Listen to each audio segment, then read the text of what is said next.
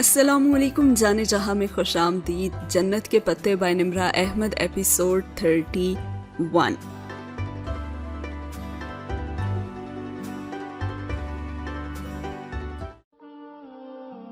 आप हिजाब के जिस भी दर्जे पे हों, सिर्फ स्कार्फ लें या अबाया भी लें या साथ में निकाब भी करें, जो भी करें उस पे कायम हो जाएं, उससे नीचे कभी न जाएं। और फिर उसके लिए लड़ना पड़े तो लड़ें, मरना पड़े तो मरें, मगर उस पे समझौता कभी ना करें। मुझे नहीं मालूम कि हिजाब वाजिब है या मुस्तहब, मैं बस ये जानती हूं कि ये अल्लाह को पसंद है तो फिर ये मुझे भी पसंद है। अब वो स्टेज से उतरी तो हॉल तालियों से गूंज उठा और ग्रे स्कार्फ वाली और मरून स्कार्फ वाली दोनों खवातीन मुत्तफिक अंदाज में मुस्कुराते हुए सर हिलाकर तालियां बजा रही थीं। और वो बिल्कुल चुप खामोश सी बैठी थी, दिलो दिमाग तो जैसे बिल्कुल खाली हो गए थे। और फिर जैसे वो स्याह बाया वाली डॉक्टर शाइस्ता हमदानी दरवाजे की तरफ बढ़ी, वो एक झटके से उठी और उनकी जानिब लपकी। मैम, वो तेज कदमों से चलते हुए उन तक आई। यस, वो पलटी और साथ ही वो एक हाथ में अपना फोन पकड़े तेज तेज कुछ टाइप कर रही थी। वो मैं भी करना चाहती हूं निकाब, मगर उसकी समझ में नहीं आ रहा था कि वो कैसे अपनी बात समझाए। मगर मैं कैसे करूं? बहुत आसान। डॉक्टर शाइस्ता ने मोबाइल बैग में डाला और फिर आगे बढ़कर उसके स्कार्फ का सामने को गिरा दायां तकोना पल्लू उठाया। उन्होंने पहले बाएं गाल के साथ स्कार्फ के हौले में उसे फिक्स किया और फिर कुछ हिस्सा दाएं गाल के उस तरफ फिक्स किया, यूं कि उसके चेहरे को एक नफीस से निकाब ने ढांप दिया। बस इतनी सी बात थी। मुस्कुराकर कंधों को जरा सी जुम्बिश देकर वो मोबाइल निकालने के लिए पर्स खंगालते हुए पलट गई। इतनी सी बात थी, वो अपनी जगह मुंजमद खड़ी रह गई। बस इतनी सी बात। उसका सांस घुटा, ना दिल तंग हुआ और ना ही निगाहों के सामने अंधेरा छाया। सब कुछ तो बिल्कुल वैसा ही था। तो बस इतनी सी बात। अनातोलिया के बाजार में चहलकदमी करते और घूरसल की नशिस्त से खिड़की के बाहर देखते, सिबांजी के कैंपस में वापस बस से उतरते, हर जगह उसने लोगों को, दीवारों को और मनाजिर को खोजने की कोशिश की और सोचा कि क्या कोई फर्क पड़ा था, लेकिन उसे एहसास हुआ कि सब वैसा ही था। उसमें हिम्मत नहीं थी कि वह डॉक्टर शाइस्ता का पहनाया गया निकाब अब उतार सकती। सो वह इस्तांबुल में उसी निकाब के साथ लम्हे बिताती रही, लेकिन ना तो कोई घुटन थी और ना ही कोई तंगी थी। इंसान दुनिया अपनी आंखों से देखता है, ना कि रुखसार, नाक, ठोड़ी या पेशानी से। सो उनके ढके होने के बावजूद मंजर तो वही रहता है ना, तो फिर कैसी परेशानी। लेकिन फिर भी उसे अजीब सी खफत हो रही थी, बावजूद इसके कि हौले का अंदाज वैसा ही था जैसा कि पहले था।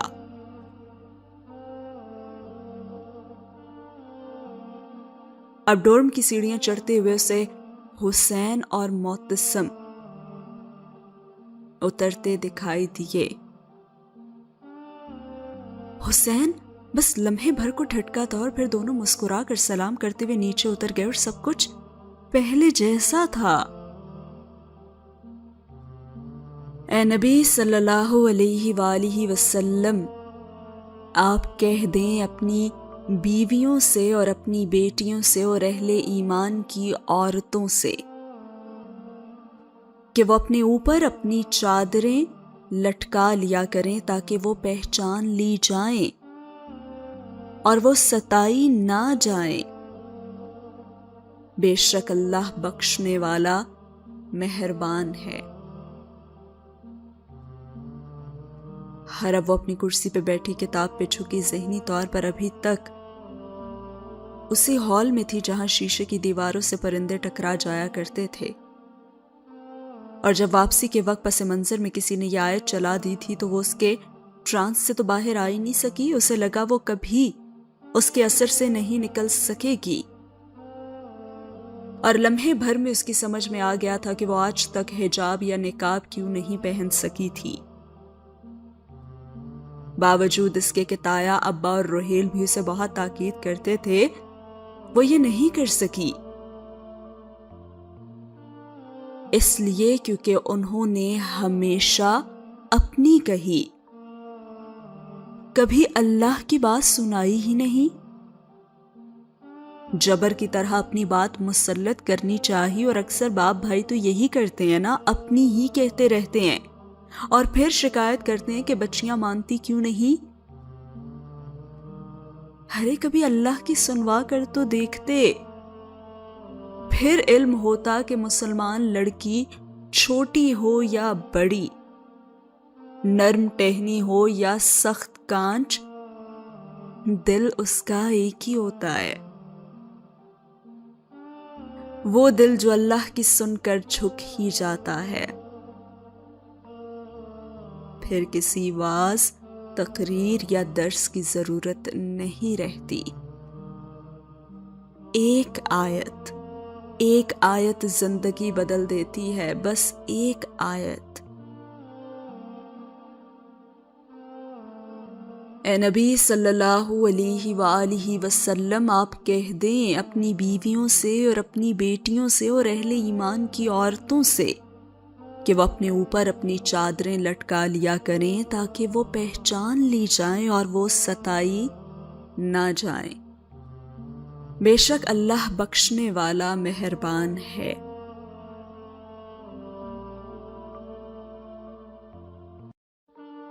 اور یہاں پہ ہوا یہ سین ختم۔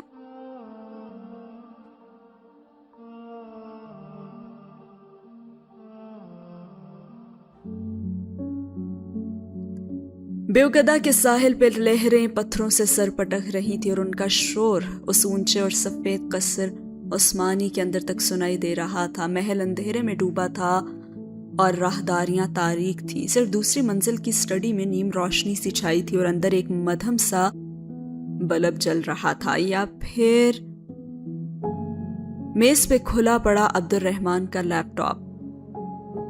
البتہ وہ اسکرین کی طرف متوجہ نہیں تھا، وہ ریوالونگ چیئر کی پوش پہ سر گرائے سوچتی نگاہوں سے چھت کو دیکھ رہا تھا۔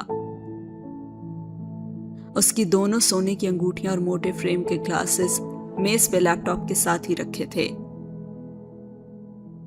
بے خیالی میں اس نے ہاتھ بڑھا کر سگریٹ کی ڈبیا اٹھائی اور اسے دیکھا اور پھر ذرا کوفت سے واپس میز پہ پھینک دیا۔ اس سگریٹ نوشی سے اسے چھٹکارا اب لے لینا چاہیے تھا، بلکہ شاید اور بھی بہت سی چیزوں سے۔ اس نے آنکھیں بند کر لی اور انگلیوں سے کنپٹیوں کو دھیرے دھیرے مسلنے لگا۔ اس کے سر میں کافی دیر سے درد ہو رہا تھا، شاید بہت سوچنے کے باعث اعصابی دباؤ۔ اس نے نفی میں سر جھٹکا اور اس کے اعصاب بہت مضبوط تھے اور وہ کبھی بھی اس قسم کے دباؤ سے نہیں ہار سکتا۔ اس نے خود کو یقین دلایا اور ویسے بھی سب کچھ تو ٹھیک ہو رہا تھا، ہر شے حسب منشا جا رہی تھی۔ جو تاش کے پتوں کا گھر اس نے بنا رکھا تھا وہ اپنے آخری مرحلے میں تھا اور کامیابی بہت نزدیک تھی۔ جو وہ چاہتا تھا سب ویسا ہی تو ہو رہا تھا، لیکن اب اسے زیادہ توانائی اور زیادہ احتیاط کی ضرورت تھی۔ پچھلی دفعہ کھیل آخری مرحلے میں بگڑ گیا تھا اور ہر شے دھپ سے اس پہ آ گری تھی، اور وہ بھی اس دوست کے طفیل۔ دوست دھوکہ دے، اس سے بڑھ کر تکلیف دہ کوئی شے ہو ہی نہیں سکتی، اور کچھ پل کے لیے تو وہ اذیت ناک دن اس کی نگاہوں کے سامنے لہرائے تھے۔ اپنے قابل سے قابل دوستوں اور جاننے والوں کو چھوڑ کر وہ اس قابل نفرت آدمی کے پاس گیا تھا مدد کے لیے، اور اس نے جو کیا وہ بہت برا تھا۔ عبد الرحمن نے تلخی سے سر جھٹکا۔ اس وقت کم از کم وہ اس واقعے اور اس شخص کو یاد نہیں کرنا چاہتا تھا جس نے اس کی پیٹھ میں چھرا کھونپا تھا۔ اللہ ضرور اسے موقع دے گا کہ وہ اس سے اپنا انتقام لے، اور وہ کبھی موقع ضائع نہیں کرے گا، اس نے قسم کھا رکھی تھی۔ لیکن اس وقت اسے وہ سب بھلا کر ان مواقع پہ توجہ مرکوز رکھنی ہے جو اس کے سامنے تھے۔ عبد الرحمن نے کبھی موقعوں کا انتظار نہیں کیا تھا، اس نے موقع ہمیشہ خود پیدا کیے تھے اور پھر اپنے کام نکلوائے تھے، اور اب بھی وہ یہی کر رہا تھا۔ مگر اس سب سے پہلے اسے اس چھوٹے سے مسئلے کو پایا تکمیل تک پہنچانا تھا جو 4-5 ماہ قبل اس نے خود کھڑا کیا تھا۔ گو کہ ہر چیز ویسی نہیں ہوئی تھی جیسے اس نے سوچا تھا، اور بڑی غلطی تو اس سے یہ ہوئی تھی کہ اس نے ہاشم پہ اعتبار کیا تھا۔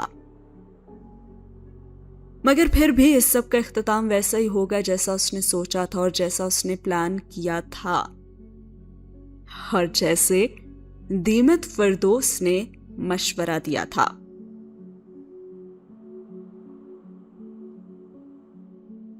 اس نے کہا تھا کہ غلط فہمیاں پیدا کر دو اور عورت تبھی مرد کو چھوڑ کر جاتی ہے، تو اب اسے ایک اتفاقیہ موقع مزید پیدا کرنا تھا۔ اس نے میز پر رکھا اپنا فون اٹھایا تھا اور پھر فون بک کھولی۔ وہ نمبرز کبھی بھی لوگوں کے اصلی نام سے محفوظ نہیں کرتا تھا، اور یہ نمبر بھی اس نے ایکسچینج اسٹوڈنٹ کے نام سے محفوظ کر رکھا تھا، اور پھر کچھ سوچتے ہوئے وہ اس نمبر پہ میسج کرنے لگا، اور سین ہوا یہاں پہ ختم۔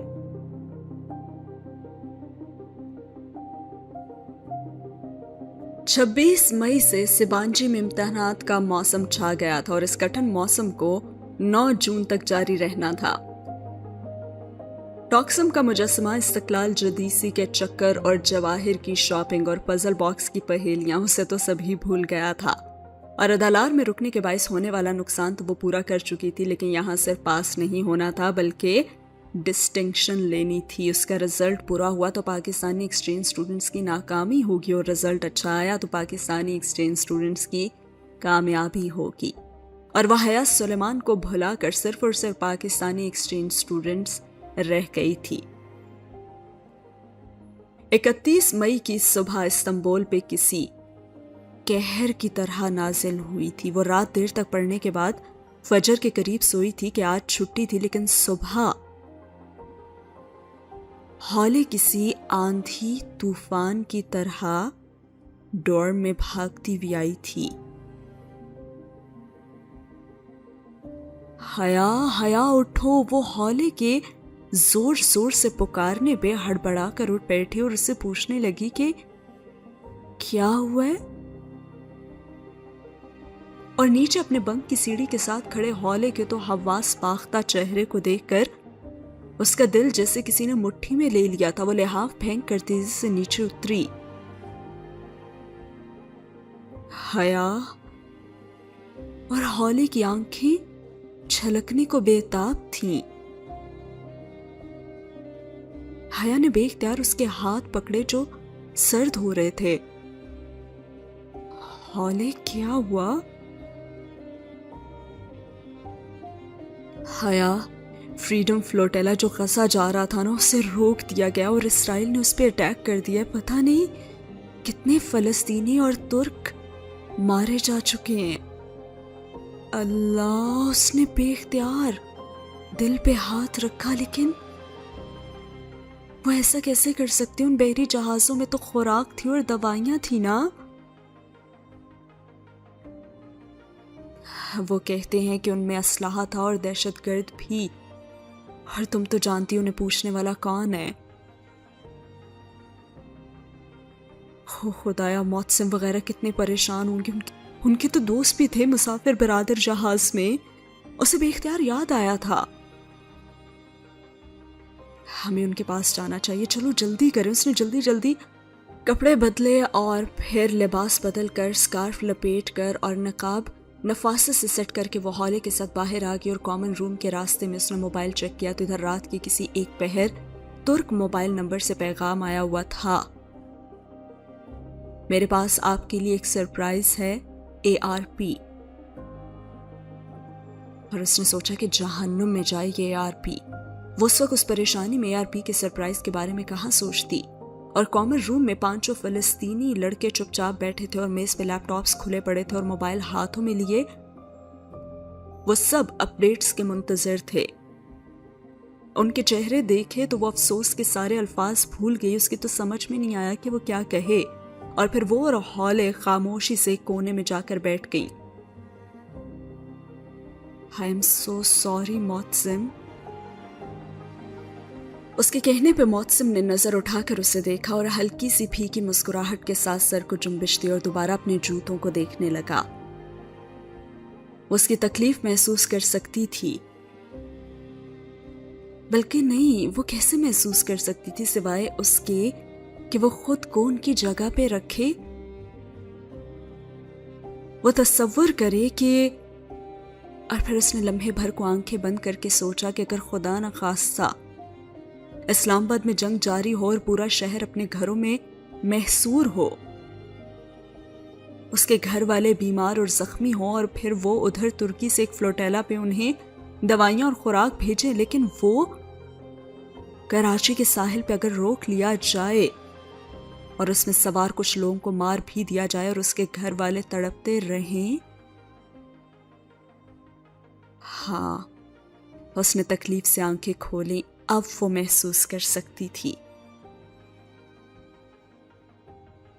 जब तक अपने मुल्क और अपने घर पे बात ना आए किसी दूसरे का दर्द महसूस ही नहीं होता। और अब कॉमन रूम का दरवाजा खोलकर टॉली अंदर दाखिल हुई और हया और हौले ने एक नजर उसे देखा और फिर एक दूसरे को। टॉली चलती हुई सामने आई और वो लड़कों को देख रही थी, मगर उनमें से किसी ने भी उसकी तरफ नहीं देखा था। मोहसिन, क्या हम बात कर सकते हैं? और मोहसिन तो अपने जूतों को ही देखता रहा, उसने तो जैसे सुना ही नहीं था। हुसैन, वो हुसैन के करीब सोफे पे बैठी और उसका बैठना गोया किसी करंट का झटका था। हुसैन तेजी से उठा और साथ ही चारों लड़के उठे और वो सब इकट्ठे बाहर को निकल गए। और टॉली लब काटते हुए जाते हुए देखती रही। वो नहीं जानती थी कि वो दिन उसकी और फलस्तीनियों की मिसाली दोस्ती का आखिरी दिन था। और फिर उनके निकलते ही दूसरी तरफ से लतीफ कमरे में दाखिल हुआ और आहट पे तो टॉली और उन दोनों ने गर्दन मोड़ कर देखा। लतीफ ने जीन्स पे सफेद टी शर्ट पहन रखी थी जिसपे काले मार्कर से नुमाया करके लिखा था कि शेम ऑन यू इसराइल। टॉली ने वो तहरीर पढ़ी और उसके तो चेहरे का रंग बदल गया और हौले जेरे लब मुस्कुराई और फिर उसने हया को देखा और वो भी जवाबन मुस्कुराई थी। और फिर लतीफ हाथ उठाकर बड़े धीमे अंदाज में टॉली को समझाने लगा कि टॉली ट्रस्ट में, ये सिर्फ उसे समझाना चाह रहा था कि यह तहरीर सिर्फ इसराइली हुकूमत और इसराइली फौज के लिए थी। उसे टॉली से कोई मसला नहीं था और ना ही वो उससे नाराज था। और फिर टॉली फीकी मुस्कुराहट के साथ सर हिलाते हुए समझने वाले अंदाज में सुनती रही। वो ये सब कह सकता था, लेकिन फलस्तीनियों की बात और थी, क्योंकि जो उन्होंने किया हौले और हया को वो बिल्कुल दुरुस्त लगा था। वो मातम का दिन था कि यूनिवर्सिटी में सारे काम मामूल के मुताबिक हो रहे थे, लेकिन दरो दीवार पे छाया सोग और अजियत दिल को काट रहा था। समझ में नहीं आता था कि क्या करें और किससे इंसाफ मांगे। हिटलर कहता था, मैं चाहता तो तमाम यहूदियों को मार देता, मगर मैंने बहुत सौ को छोड़ दिया ताकि दुनिया जान सके कि मैंने उनके भाई बंदों को क्यों मारा था। और उस जैसी दूसरी बहुत सी कहावतें स्टूडेंट्स अपनी अपनी शर्ट्स पर लिखकर पहने घूम रहे थे और वो और हौले भी सारा दिन सन्नाटे में डूबी राहदारियों में बेमकसद चलती रही थी। और पाकिस्तान में अपने लाउंज में बैठे रिमोट पकड़े टीवी पे फ्रीडम फ्लोटेला की खबर देखना और अफसोस करके चैनल बदल देना और बात थी, लेकिन तुर्की में रहकर उस सारी अजियत और तकलीफ का हिस्सा बनना दूसरी बात थी। وہ اینکر پرسن طلعت حسین کا شو کبھی بھی نہیں دیکھتی تھی، مگر یہ بات کہ وہ بھی ان سینکڑوں لوگوں کے ساتھ قید تھے بہت دل دکھانے والا تھا۔ وہ 6 جہاز تھے، 3 کارگو اور 3 مسافر برادر۔ یہ سب مختلف جگہوں سے آ کر مرمرہ میں ایک مقام پہ اکٹھے ہوئے تھے اور وہاں سے یہ پورا فلوٹیلا غزہ کی جانب گامزن ہوا تھا تاکہ غزہ کے محصورین کو امداد پہنچا سکے۔ لیکن جب فلوٹیلا غزہ کے قریب پہنچا تو اسرائیلی فوج نے جہازوں پر حملہ کیا اور کتنے ہی لوگ شہید کر دیے اور باقی سب قید۔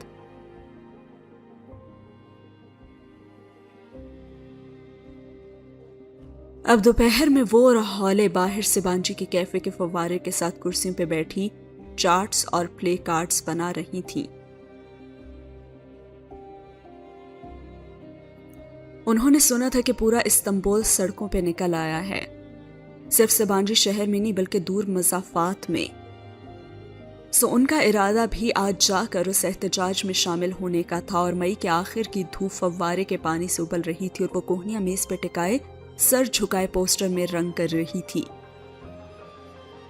سکارف ایک پلو سے نفاست سے کیا گیا نقاب اس کے چہرے کا حصہ بن گیا تھا اور صرف بڑی بڑی سیاہ آنکھیں نظر آتی جو پہلے سے زیادہ اب سنجیدہ ہو گئی تھیں۔ جیسے ہراکلتس نے کہا تھا کہ انسان ایک دریا میں 2 مرتبہ نہیں اتر سکتا، یعنی کہ پہلی بار جب وہ پانی میں پاؤں رکھتا ہے تو دوسری بار جو پانی آتا ہے وہ پہلے والا نہیں ہوتا۔ اسی طرح انسان بھی بدل جاتا ہے، اور اب حیا سلیمان بھی بدل چکی تھی۔ وہ بھی اب وہ والی حیا سلیمان نہیں رہی تھی جو 4 ماہ قبل ترکی آئی تھی، اور وہ آہستہ آہستہ نامحسوس طریقے سے تو بدلتی جا رہی تھی۔ اب ایک ثانیے کو اس کا ذہن صبح آئے پیغام کی جانب بھٹک گیا اور وہ سوچنے لگی کہ کون سا سرپرائز اور کیسا سرپرائز۔ خیر، عبد الرحمن کی تو ہر بات ہی سرپرائز ہوتی تھی، اب تو اس نے حیران ہونا بھی ترک کر دیا تھا۔ پلے کارڈز اور پوسٹرز لپیٹ کر جب وہ کامن روم میں آئی تو سینڈرا، چیری اور سارا کتابیں گود میں رکھے ٹی وی دیکھ رہی تھیں اور ہالے میز پہ رکھے اپنے بیگ میں کچھ چیزیں ڈال رہی تھی، اور فلسطینی لڑکے بھی افراتفری کے عالم میں آ جا رہے تھے اور سب کو احتجاج کے لیے استنبول جانا تھا۔ کیا تم لوگ آؤ گے سارا؟ اس نے ٹی وی پہ مگن تینوں لڑکیوں کو مخاطب کیا اور سارا نے کہا نہیں۔ سارا نے اسکرین پہ نگاہیں جمائے بے نیازی سے شانے اچکائے اور چیری اور سینڈرا نے تو اسے دیکھا تک نہیں تھا اور وہ اسی طرح کھڑی ٹکر ٹکر ان کے چہرے دیکھے گئی۔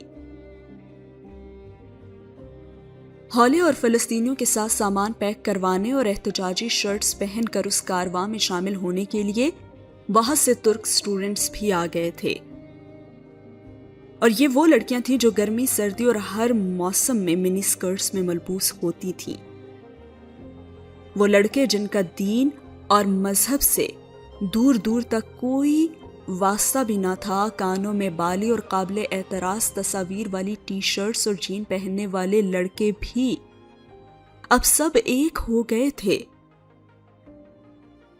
لیکن وہ لڑکیاں، چیری، سارا، سینڈرا، ٹالی، وہ جن کے ساتھ حیا اور ڈی جے رات کو گھنٹوں باتیں کرتی تھیں، جو ساتھ کھاتی پیتی سوتی جاگتی ہنستی بولتی تھیں، اب وہی لڑکیاں اجنبی بنی بیٹھی تھی۔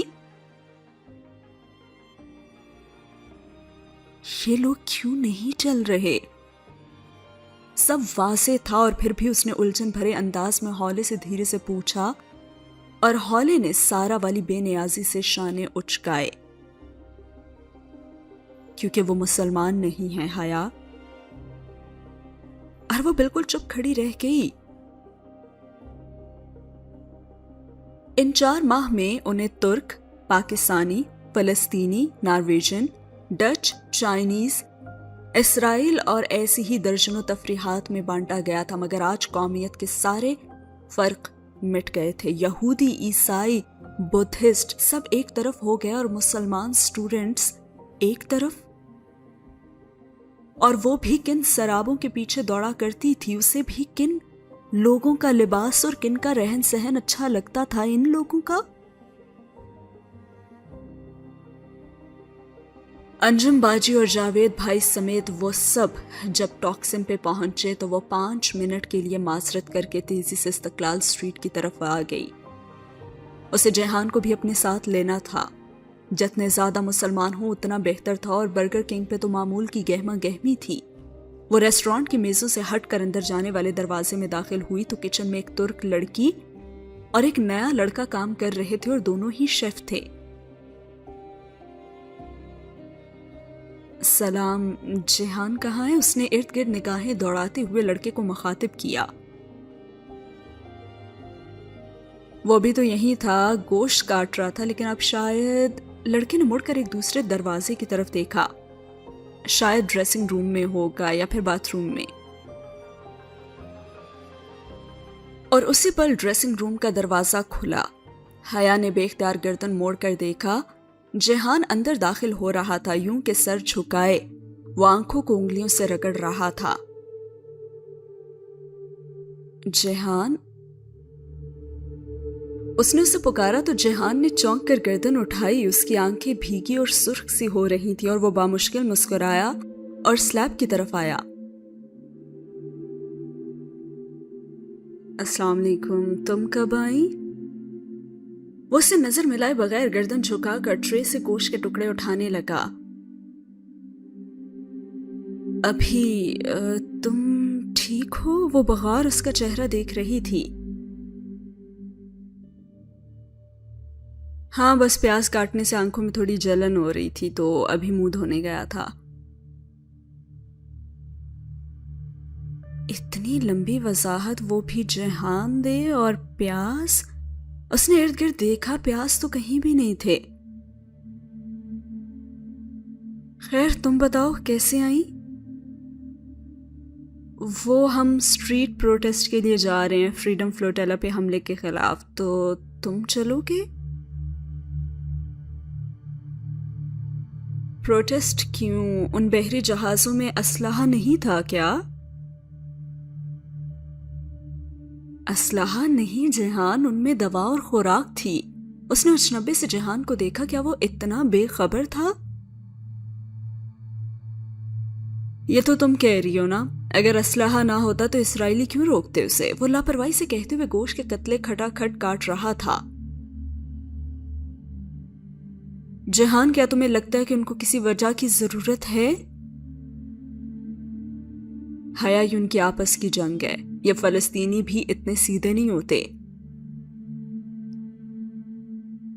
और ये जहाद वगैरह कुछ नहीं होता, सब दहशतगर्दी की किस्में हैं। हो सकता है कि फ्लोटेला को वाकई नाजायज रोका गया हो, लेकिन हमें फलस्तीनियों से ज्यादा फलस्तीनी बनने की जरूरत नहीं है, और यह हमारा मसला नहीं है। जेहान, ये कैसे हमारा मसला नहीं है? हमारे रीजन को हमारी जरूरत है। हमारा रीजन हमारे पैदा होने से पहले भी था और हमारे मरने के बाद भी रहेगा। इसे हमारी कतन जरूरत नहीं। और प्लीज, तुम इस मोहम्मद बिन कासिम एरा के रोमांस से ना निकल आओ। वो बहुत बेजारी से गर्दन झुकाए काम करते हुए कह रहा था। ये कैसा जिहाद है कि बूढ़े माँ बाप को छोड़कर बंदूक उठाए निकल पड़ो?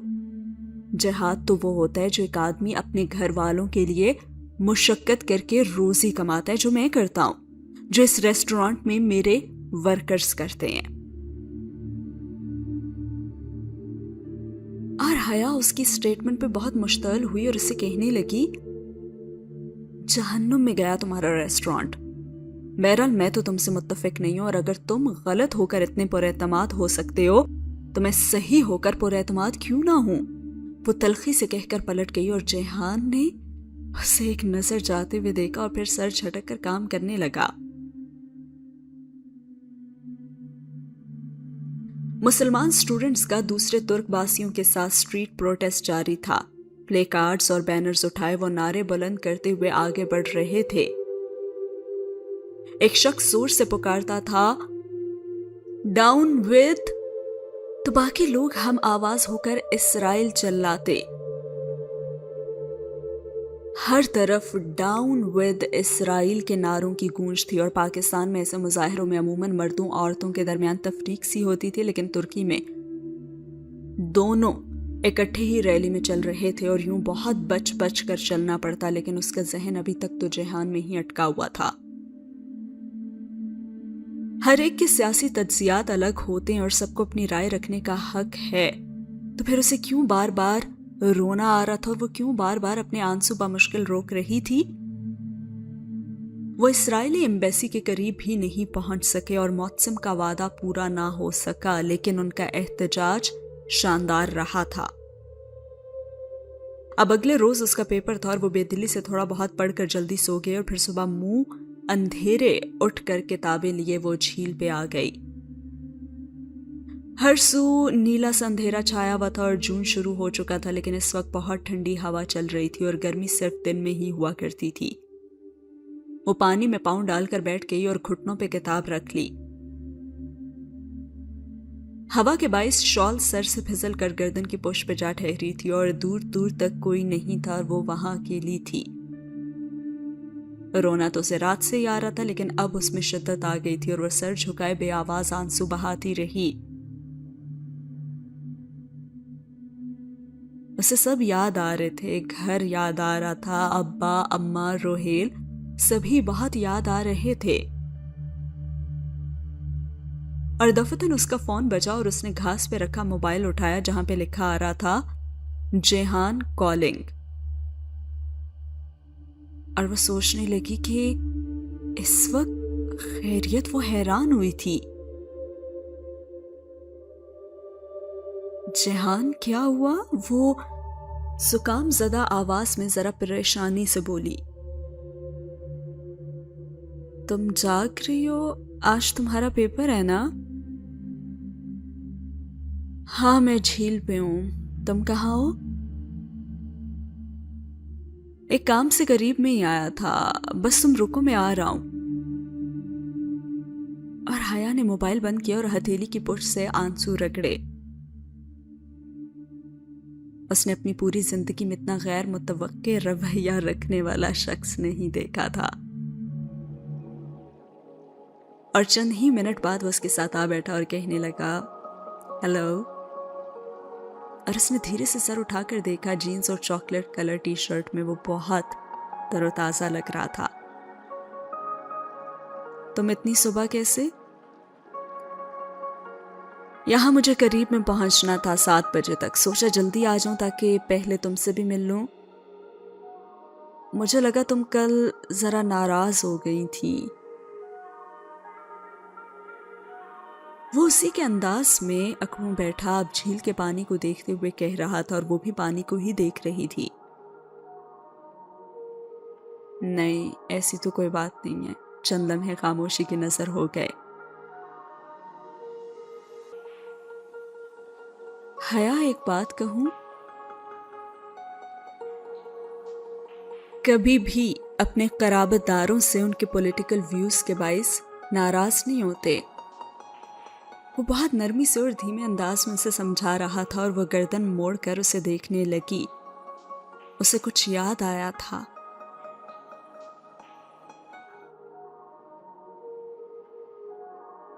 ہر شخص کے رویے کی کوئی نہ کوئی وجہ ضرور ہوتی ہے۔ میں نے تمہیں کہا تھا نا کہ جب تک آپ کسی دوسرے کی جگہ پہ کھڑے ہو کر نہیں دیکھتے، آپ کی سمجھ میں پوری بات نہیں آ سکتی۔ حیا، ہر کہانی کی ایک دوسری سائیڈ ضرور ہوتی ہے۔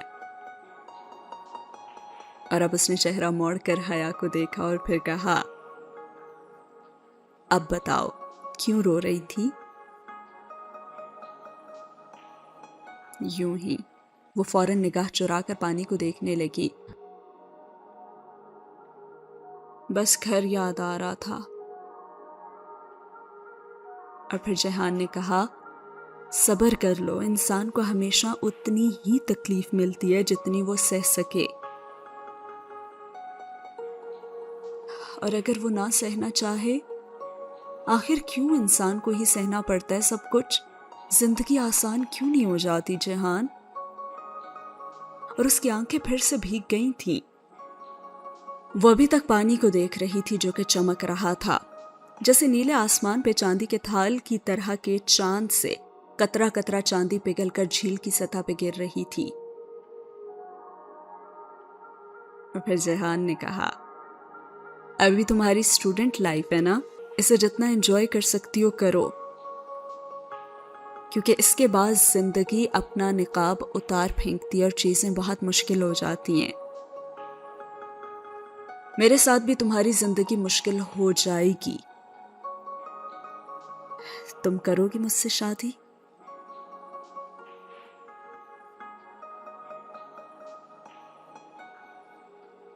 और लम्हे भर को चांदी की तह झील की सतह से फैलकर सारे सब्जाजार पे चढ़ती गई और वह हर शय को चांदी बना के, और वो दोनों भी चांदी के मुजस्मे बने रह गए, चमकते हुए सिल्वर मुजस्मे।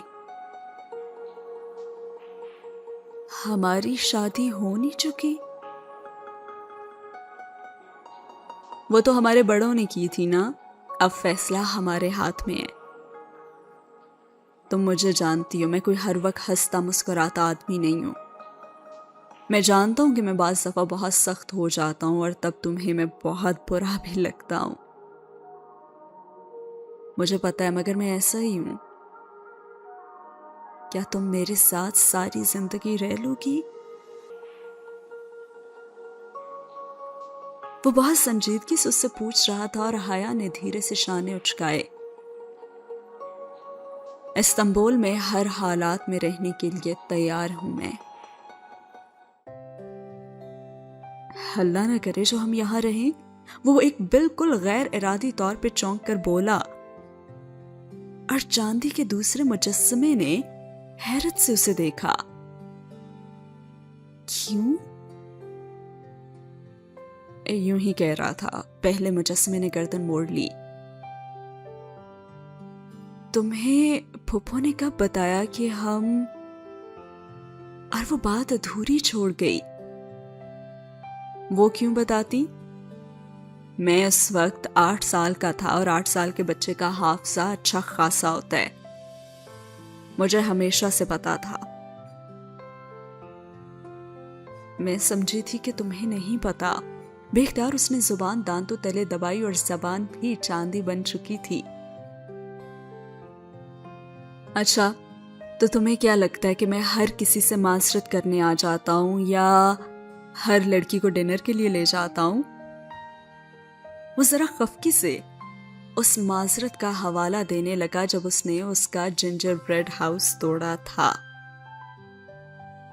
तुम मेरी बीवी और मेरे लिए बहुत खास हो। बस मेरे कुछ मसले हैं, वो ठीक हो जाएं तो हम अपनी जिंदगी शुरू करेंगे।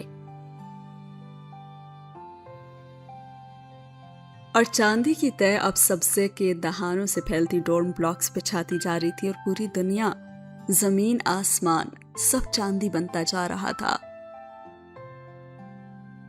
हया, हमारे बहुत मसले रहेंगे, मगर मेरी माँ, और फिर वो रुका।